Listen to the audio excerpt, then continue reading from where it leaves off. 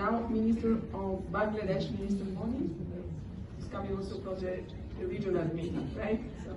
Distinguished co-chairs, dear colleagues, I laud the Sherpa Group, the Secretariat and the Drafting Committee for their demanding work in finalizing this urgent call for action. It is evident from the document that the High-Level Steering Committee is emphasizing on two main areas as the key tools for our shared future of education. First, investing in education, and second, our committed decisive actions for our aspirations. Let me boldly underline that both these tools will be effective only when we have our strong political commitment attached to it. Most of our economies have badly suffered from the COVID-19 pandemic, and many are still facing the consequences. The world is gradually adapting to the new normal, and countries are reordering their priorities and recalibrating their policies according to their own situations. There are competing priorities, and not all the countries have education at the top of their national agenda. We must be mindful of this fact.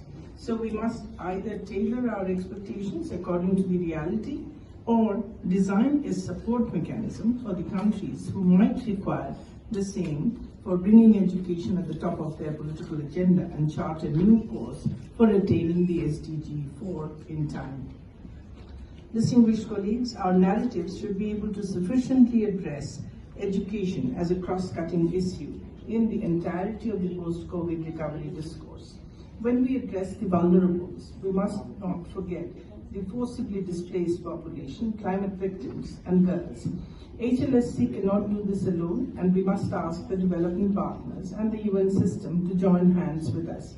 We hope that the Transforming Education Summit in New York will echo the voice of Paris in presence of the highest political leadership. If we need firm political commitment, then we must engage with each and every stakeholder and at the same time give enough consideration to their political opinions. I would like to further stress on the issue of coordination for our future activities to follow up.